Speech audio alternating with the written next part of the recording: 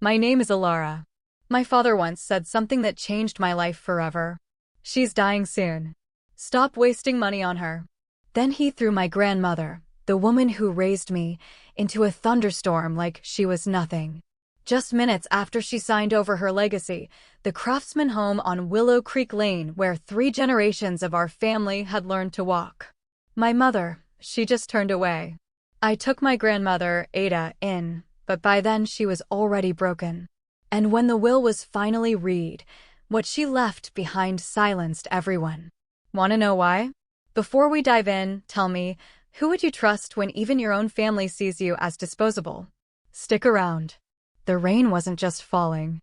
It hammered down with a kind of biblical fury, as if the sky itself wanted to wash the world clean of some unforgivable sin. I stood frozen on the small, covered porch of my apartment, my fingers clenched around the wrought iron railing, watching the woman who had raised me shiver on the steps of my father's house across the street. She was holding 2 things, a small, battered suitcase with a broken latch and her chipped white teacup. That teacup.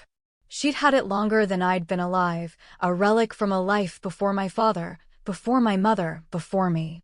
And still, he left her standing there. Hours earlier, inside that cold, modern house, I'd heard my father's voice, sharp and clean as shattering glass. She's dying soon. Stop wasting money on her. I remember the way those words hung in the air, dense and suffocating. How I opened my mouth to speak, to argue, to plead, and how the front door slammed in my face before a single sound could escape. Now, from the shadows of my own porch, I watched as Ada stood motionless, drenched to the bone, her frail shoulders shaking from more than just the cold. I should have gone to her sooner, but there was something paralyzing about seeing the woman who once carried me on her hip, who taught me how to tie my shoes and how to find constellations in the summer sky, now treated like a piece of refuse by her own son.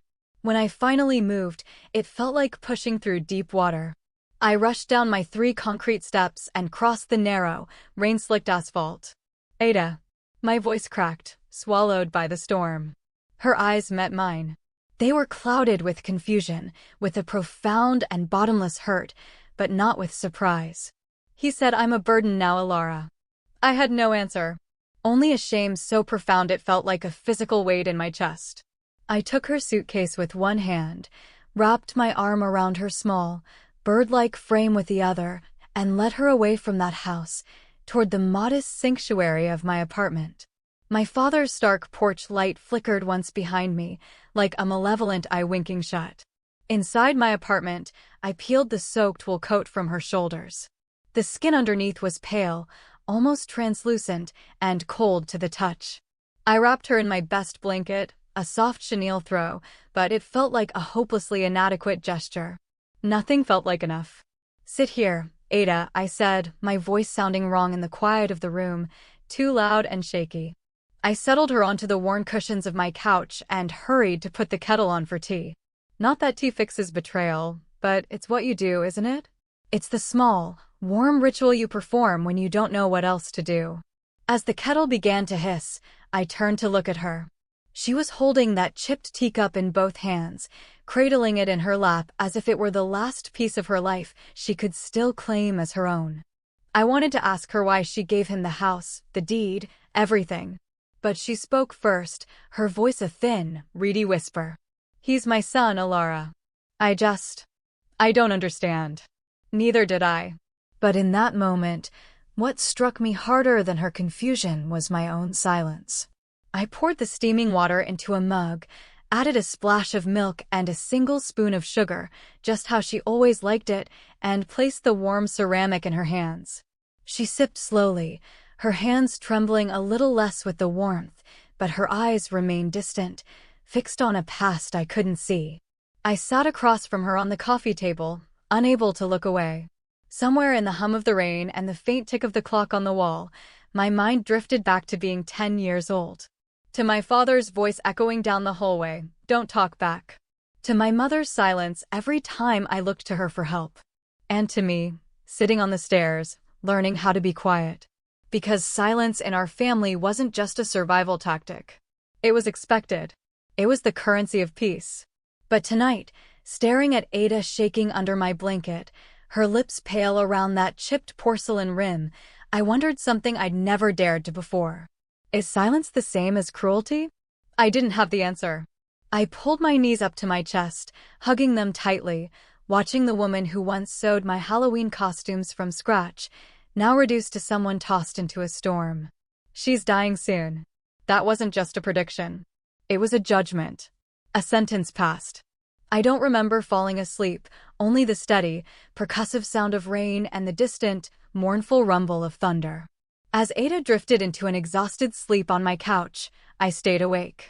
And somewhere around 3 in the morning, staring at the shadows dancing on my ceiling, I whispered words I didn't even know I believed until they left my mouth. I don't think I can forgive them this time. The kettle's whistle had faded into silence hours ago, but sleep never truly came. I sat at my small kitchen table, staring into the pre-dawn gloom as Ada dozed on the couch, her hands still curled around that teacup, even in sleep. The apartment was quiet, save for the gentle patter of rain that had finally softened its assault. And yet, all I could hear was his voice. She's dying soon. Stop wasting money on her. That sentence had taken root in me now. I could feel it like splinters under my skin. I closed my eyes, and just like that, I was back in their house. Earlier that day, before the storm, before the shouting, before the door slammed shut, we were standing around the polished mahogany dining table like strangers preparing for a hostile takeover. The recessed lighting was too bright, the air too thick with unspoken things. My father, Owen, sat at the head of the table, legal documents spread before him like a battle plan. He looked at Ada not as his mother, but as a final task on a long to-do list. "It just makes sense, Mom," he'd said, his voice laced with that careful, condescending patience he reserved for people he considered his intellectual inferiors. "We're simplifying things. Avoiding probate, all the legal hassles later on." I watched Ada hesitate, her hand hovering over the paper, the pen trembling between her wrinkled fingers. "But it's my home, Owen," she'd whispered, her voice barely audible. "Why? Why now?" "Because," he said, his tone flat and final, "you're 82, Mom. You've had a good run." The silence that followed was louder than the storm that was now battering the windows. She signed. I can still hear the sound of it, the faint, dry scratch of the pen as she traced the letters of her name, then lowered it to the table as if it had drained the last of her strength. I looked at my mother, Maeve, across the table, silently begging her with my eyes to intervene, to say something, anything. Maeve just sat there, her hands folded neatly in her lap. She gave a single, tight little nod, not in agreement, but in compliance. My father gathered the papers, stacked them with brisk, efficient precision, like he was closing a business deal. "That's done." I stood up then. "Dad, don't." His glare stopped me cold. "You've taken everything she owns," I said, my voice shaking with a rage I hadn't known I possessed. "And you're still not done, are you?" His jaw tightened. "This is not your business, Alara. She's my grandmother." I couldn't get the words out. I couldn't move. And he knew it. What came next was worse. He turned to Ada, not as a son, but as an administrator dismissing an inconvenient detail. "You're old. You're dying soon. Stop wasting our money."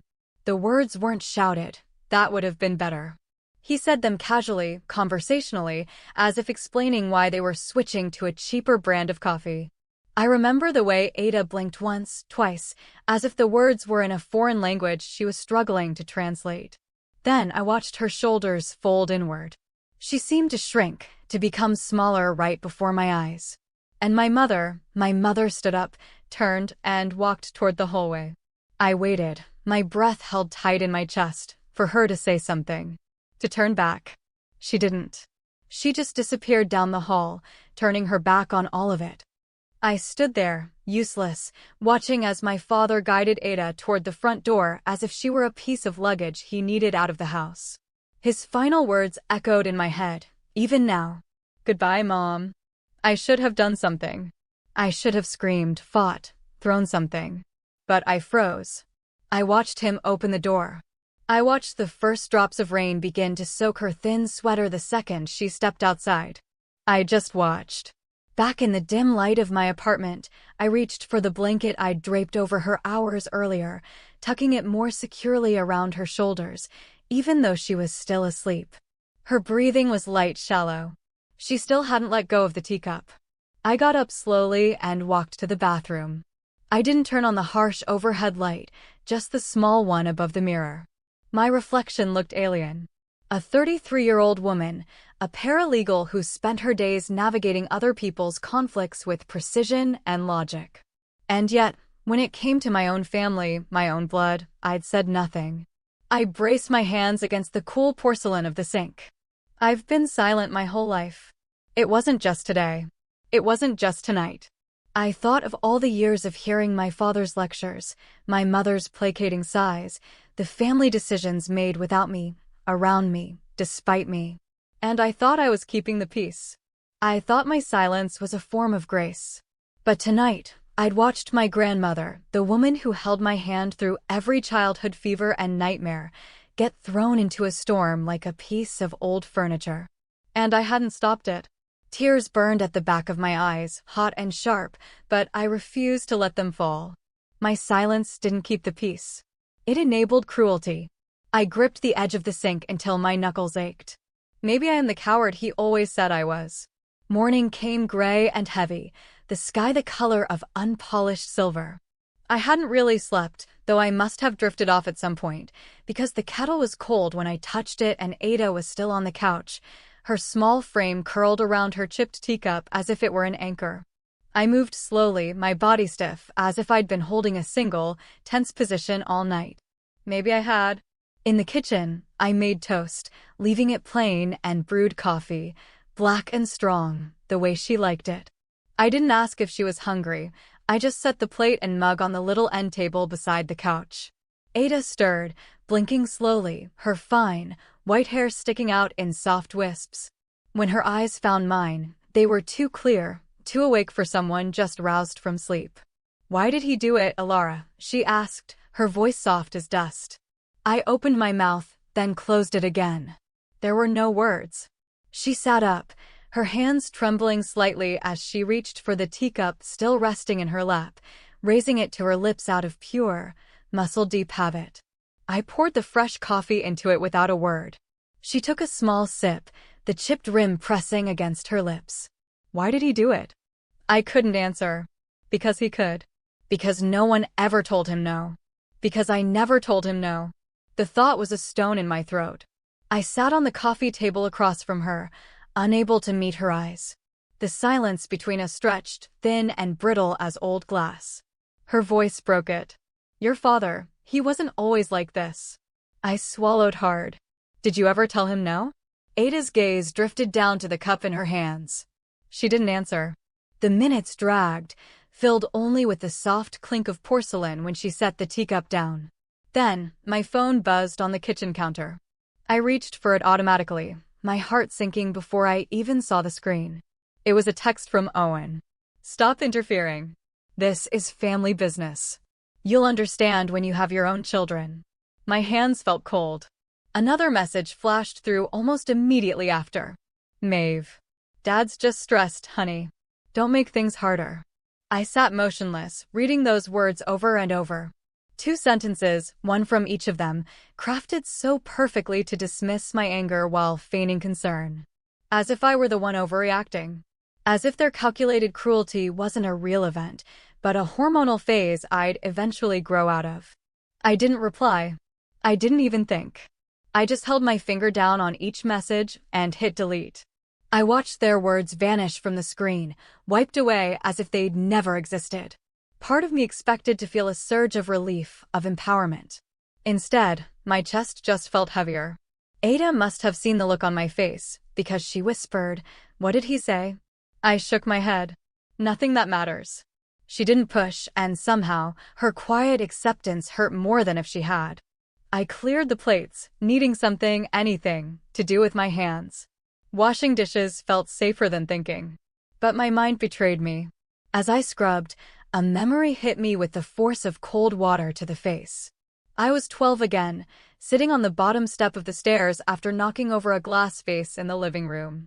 My mother's voice came from the kitchen, low and urgent. Just keep quiet, Alara. It's easier that way. And I'd believed her. I'd believed silence was the safer path. Every time something went wrong, every time Dad's temper filled the house like a toxic gas, every time Mom went quiet instead of standing up for me or for herself, I'd mirrored her. Silent. Obedient. Invisible. I rinsed the soap from the plate and realized my hands were shaking. I went back to the living room and sat on the floor beside the couch where Ada had drifted off again, the teacup resting precariously in her lap.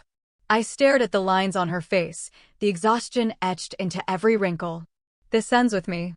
I didn't know what that meant yet, what it would cost me. But I knew, with a certainty that settled deep in my bones, that I could not be quiet anymore. I looked at her, at the fragile rise and fall of her chest, listening to the almost inaudible sound of her breathing, and I whispered the first real truth I'd admitted to myself in years. I am not my mother. The words hung in the air long after I whispered them. I am not my mother. But in the suffocating quiet of my apartment, doubt crept in like a slow fog. I stood there for what felt like an eternity, staring at the blank screen of my phone. The weight of a lifetime of silence filled the room, heavy and choking.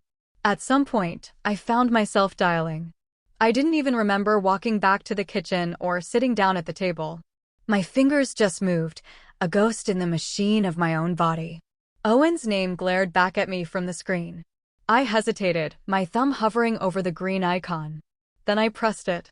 It rang once, twice, and then his voice, sharp and impatient. What?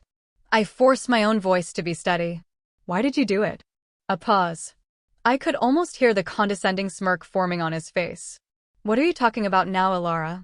You know what I'm talking about. The silence stretched, and then came the laugh. It wasn't a sound of amusement, it was a sound of dismissal. Cold, short, and utterly devoid of warmth. This is not your concern. My breath hitched. She's your mother. And you. His voice turned mocking. What have you ever contributed to this family? To anything that matters? I swallowed hard, the familiar lump of shame forming in my throat. Don't call me again about this. You'll understand when you grow up. Or when you finally have something of your own to protect. And, just like that, the call ended. I stared at the screen, the hollow beeping in my ear a punctuation mark on my own failure. For a long time, I just sat there, not crying, not thinking. Just empty. When the knock at the door came later that evening, I almost ignored it. But some instinct made me get up, walk down the short hall, and open it. Maeve stood there. Not a text this time, not a voicemail. She'd come in person.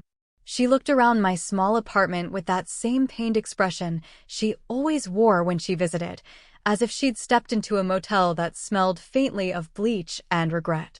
I didn't know you still lived here, she said softly, stepping inside without waiting for an invitation. I said nothing. She spotted Ada's sleeping form on the couch and immediately lowered her voice to a conspiratorial whisper. I came to check on her. Did you? The question was quiet, but it hung in the air between us. She ignored it. She always did. I know you're upset, Alara, Maeve said, her words carefully chosen. But your father, he's under a lot of pressure. You know how he gets. I folded my arms, waiting. Don't make things harder for him, she continued, a plea disguised as advice. I just don't want you wasting your life over this. You've always had such potential. Don't throw it all away trying to be some kind of hero. I kept my silence, watching her. She tilted her head, her voice softening into that cloying, gentle tone she used when she wanted to make me feel like a stubborn, unreasonable child. Maybe it's time to think about other options. Professional options. A facility, a nursing home. They could take much better care of her than you can in this apartment. I said nothing. Her eyes flicked toward Ada's small, blanket-wrapped form. Don't sacrifice your future for someone whose time is already up. I felt my throat close, a knot of unshed tears and unspoken fury, but I still didn't speak. I watched Maeve shift uncomfortably and used to a silence she couldn't control. Finally, she let out a soft, defeated sigh. I'll tell your father you're just being emotional. She left, and I let her. The door clicked shut behind her, and the sound was deafening. I sank onto the floor, my back against the wall, and finally let the tears fall. Hot, silent, and bitter. Maybe they were right. Maybe I was being foolish. Maybe this tiny apartment, this chipped teacup, this frail woman asleep in my living room, wasn't worth throwing everything away for. My phone was back in my hand before I even realized I'd picked it up. I hovered over Owen's name again, my thumb trembling above the call button. I could apologize. I could say I'd overreacted. I could pretend none of this ever happened. Ada would be sent somewhere professional and safe, and I could go back to whatever life I thought I had. I closed my eyes, the image of his satisfied face clear in my mind. Then a voice, barely audible, fragile as a dried leaf. Don't let them decide for you. I turned, my heart lurching.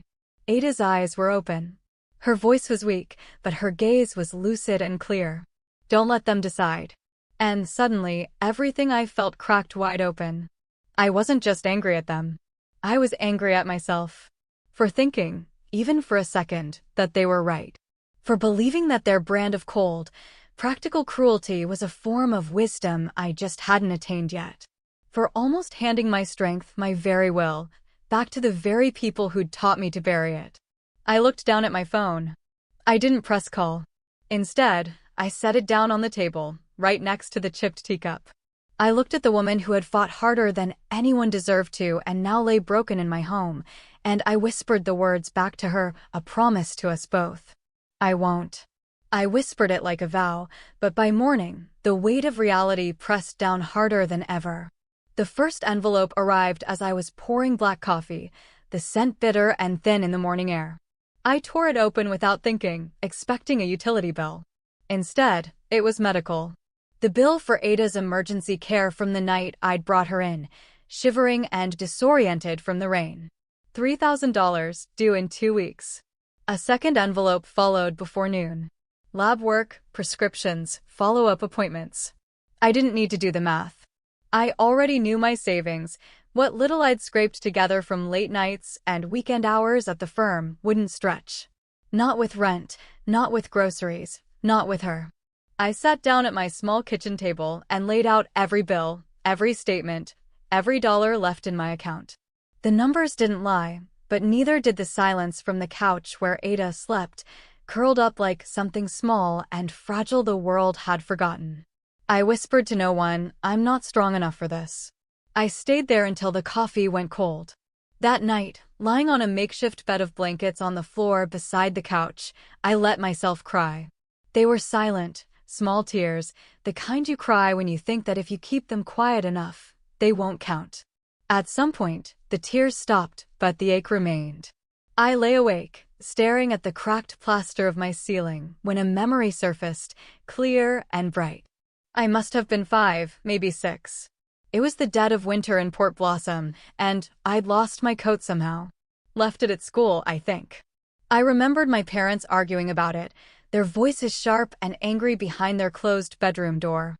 I remembered feeling the penetrating cold, shivering by the living room window. And then Ada, quiet as always, kneeling beside me with a soft, crimson-red scarf. Keep warm, little bird. Always.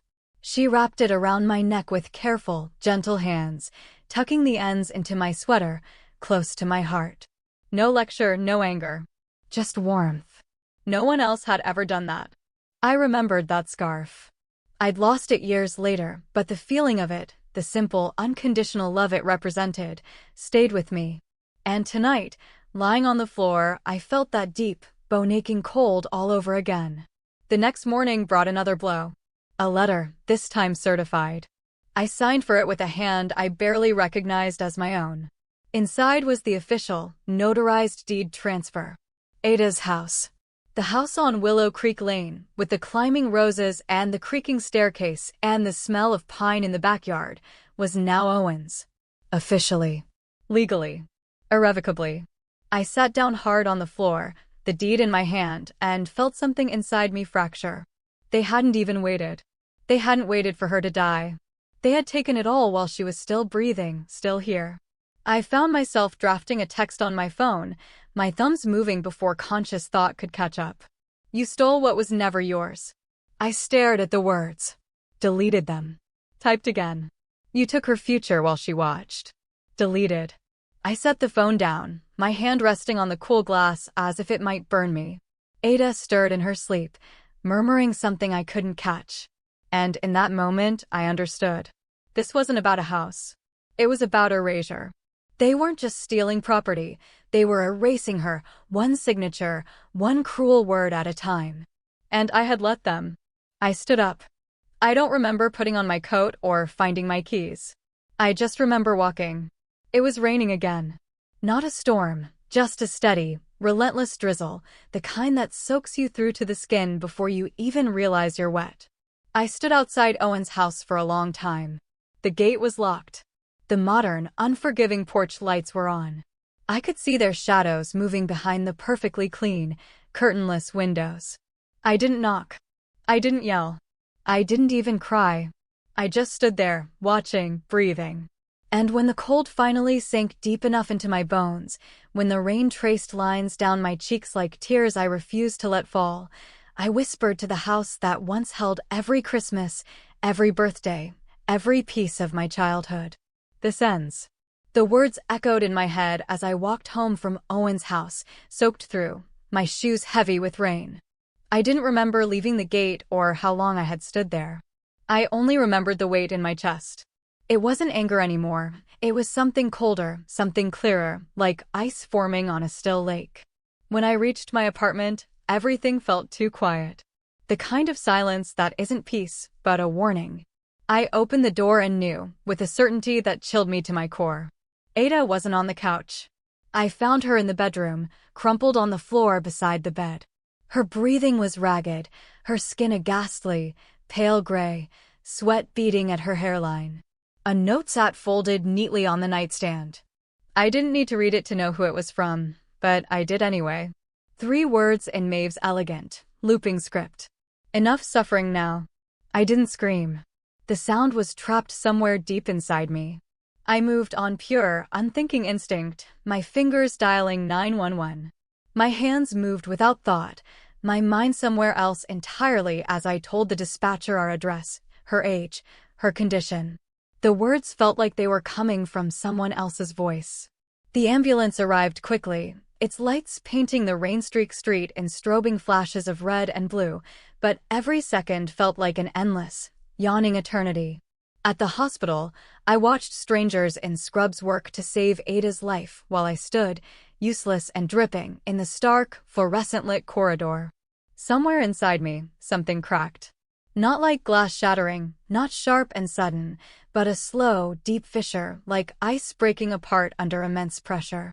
When a nurse finally told me she had been stabilized, that she was resting, I nodded as if I'd heard her.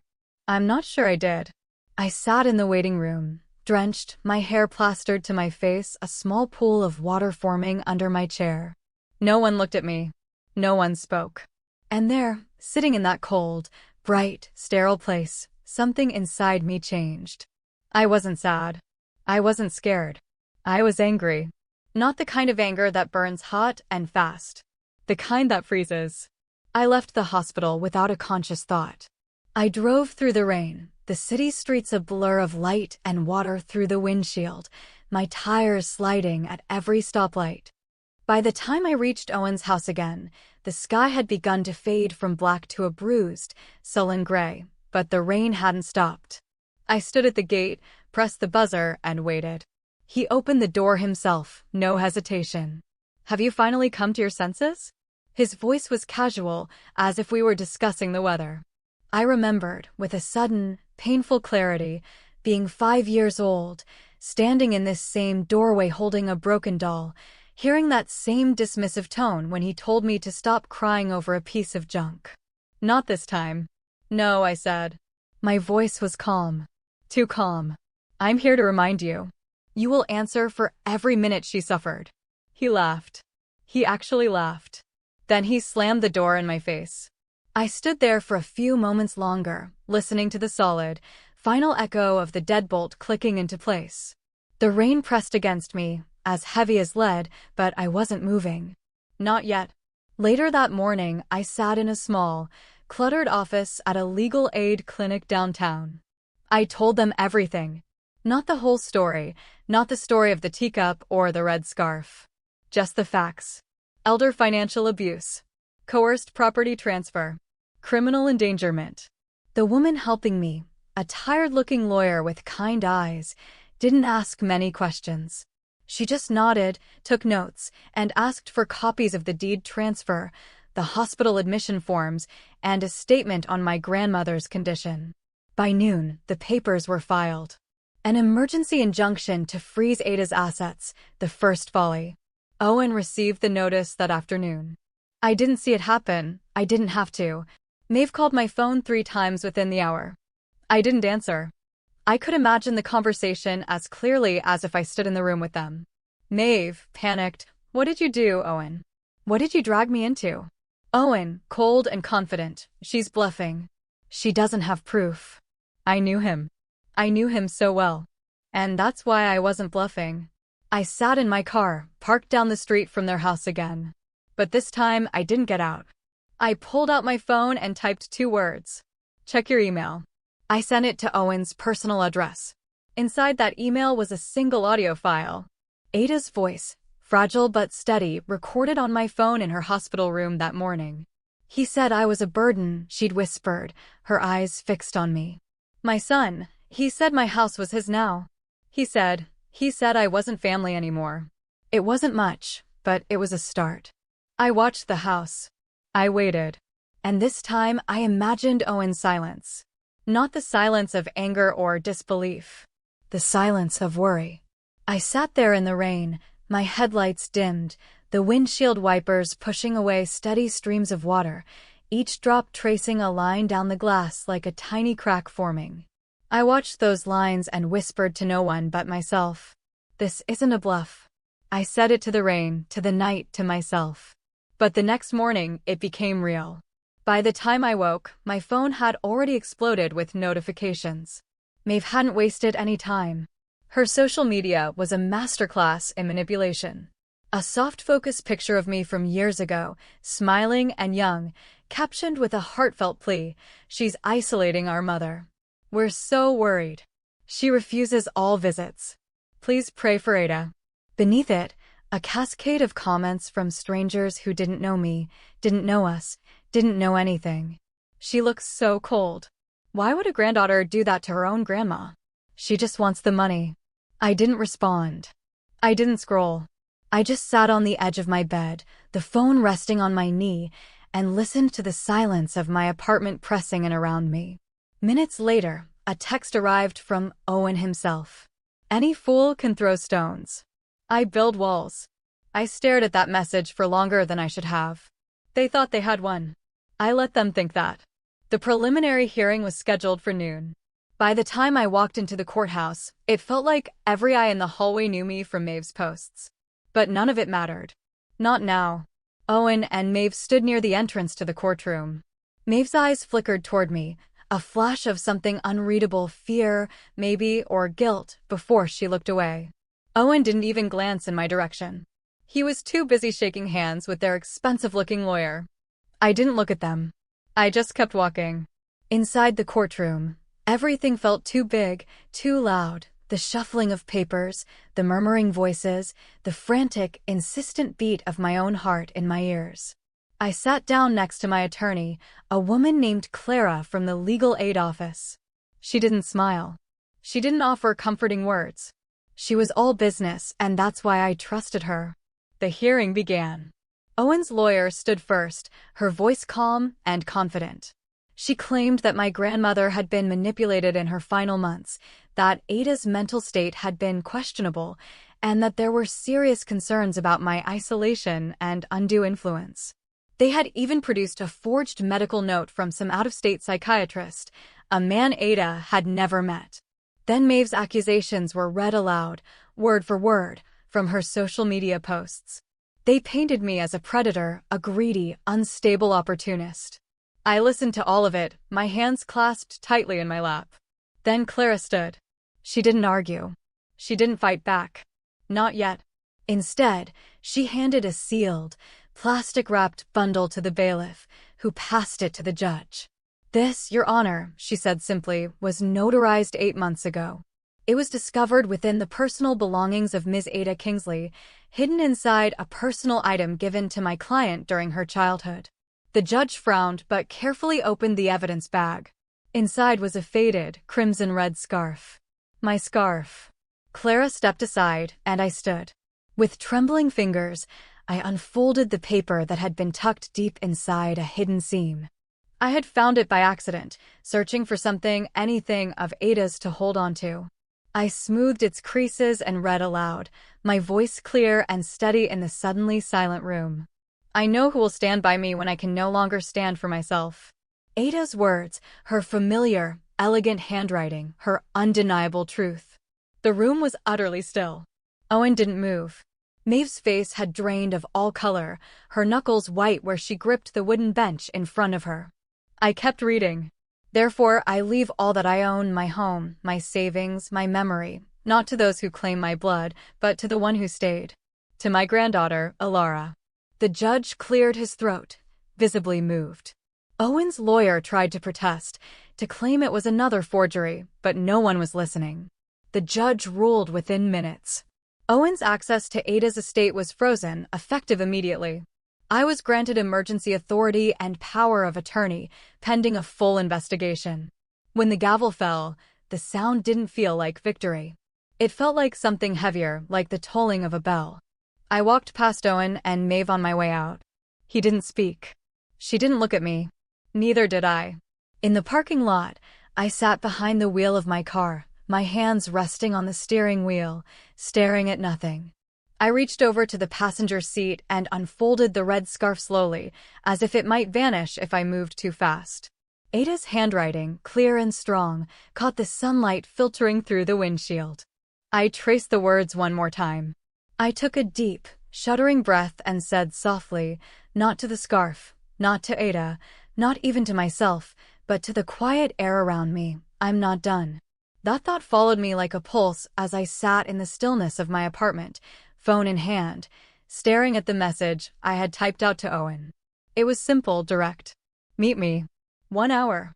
If you want this buried." No threat, no explanation. Just a line I knew he would understand. Owen Kingsley didn't like loose ends. He arrived 47 minutes later, pulling his sleek, dark sedan up to my modest apartment building as if he were still the one in control. He walked in without knocking, without a word. The rain from earlier had dried on the pavement, but his coat seemed to drip anyway, as if the weather clung to him. I didn't greet him. I led him to the living room. No coffee, no small talk. A small Bluetooth speaker was already sitting in the center of the coffee table. I watched his eyes flicker toward it, a brief, almost imperceptible sign of unease. "Sit," I said quietly. He did. The silence hung for a moment, thick as the air before a storm. Then I pressed play. Ada's voice, raw and confused, filled the small room. "Why, Owen? Why are you taking the house?" I heard the slight quiver in her tone, a sound I'd now heard a dozen times, but that still twisted something in my gut. She had sounded so scared, so small. Then Owen's voice answered, captured in perfect, damning clarity. "Because you're dying, Mother. And your worth is in that house. That's it." A pause. Then Ada again, her voice barely a whisper. "You said you'd care for me." Another cold reply, the one that sealed it all. "I said what you needed to hear." I watched him listen to his own cruelty. His hands, once so steady and sure, clenched the edges of the table. His eyes, usually sharp and assessing, stared at nothing. Maeve had recorded that conversation months ago, a desperate, secret bit of insurance to protect herself if things went wrong. She deleted the file, thinking it was gone forever. But panic makes people careless, and the cloud doesn't forget. I'd paid a specialist to retrieve it. Now it was mine. And his. I let the last few seconds of Ada's shaking breaths echo in the silence. Then I clicked stop. "Is that a bluff, too?" I asked him softly. Owen didn't speak. For the first time in my entire life, my father didn't have words. And I realized then, with a stunning, quiet finality, that he wasn't powerful. He was hollow. "I used to wonder what you were afraid of," I said, standing up. Turns out, it was just the sound of your own voice. He stood too, so abruptly that his chair scraped back against the floor. But he didn't argue. He didn't threaten. He left without a single word. By the time I uploaded Ada's recorded hospital statement along with that audio file to the Attorney General's Elder Protection Task Force, my hands didn't shake anymore. The media caught the story within 24 hours. Local executive in legacy fraud scandal. They printed that headline right beside Owen's corporate headshot. Maeve's name wasn't far behind. She cracked first. I watched the video clip online, just like everyone else. Maeve, standing on the courthouse steps, reporters and cameras crowding around her, her voice sharp and brittle. I told him not to do it. He forced me into all of this. I didn't know he would hurt her. I didn't. I shut the laptop. Let them destroy each other. That night, I drove alone. No more hearings, no more lawyers, no more emails. Just me. Ada's grave was quiet when I arrived, set on a gentle slope overlooking the city lights of Port Blossom. The headstone was plain, simple. Ada Kingsley. Beloved mother and grandmother. She wouldn't have wanted anything grand. I stood there for a long while, breathing in the cool night air, listening to the kind of silence that no longer pressed against my skin like a punishment. Then I took the red scarf from my coat pocket, folded neatly. I laid it at the base of her headstone. "You're free now," I whispered. "And so am I." I didn't cry. I smiled. A small, sad, and peaceful smile. My phone buzzed in my jacket as I turned to leave. A new email. The subject line read, "Case opened, AG Elder Protection Task Force." I let out a slow, steady breath and whispered one last time, to the stars and the sleeping city and the memory of the woman who taught me about warmth. This ends here. And I meant it. I didn't need the headlines anymore to confirm what I already knew. The Attorney General's office had filed formal charges against both Owen and Maeve. Elder exploitation, fraud, conspiracy. Their accounts were frozen, their names disgraced in every local paper. The fallout was swift and brutal. Maeve filed for separation within a week of the indictment. I heard about it from a former neighbor, not from Maeve herself. "She's blaming him for all of it," the woman told me over the phone, her voice a mixture of pity and relish. "Says he dragged her down." Maybe he did. Or maybe she just let go of the rope. Owen, once the man who controlled every word spoken in our family, now walked the grocery aisles alone. I saw him once, from a distance. People looked away when he passed, even the ones who used to greet him with deference. The silence he had once used as a weapon to control others now surrounded him like a cage. I felt nothing. No satisfaction, no pity. Just a vast, quiet emptiness where all the anger used to be. I didn't care. I didn't need an apology. I didn't need revenge.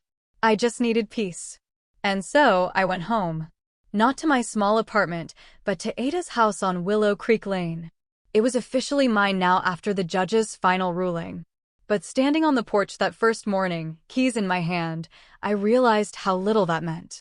Ownership wasn't victory. It wasn't justice. It was just a set of walls that had once held a woman I loved. I stepped inside. The air was still and smelled faintly of lavender and old cedar. Memories lingered in every corner, in the particular creak of the third floorboard on the stairs. I didn't speak. I just started moving. I threw open the windows, letting the fresh, clean air chase out the stale silence. I stripped the dust covers from the furniture. I let sunlight find its way back into the rooms.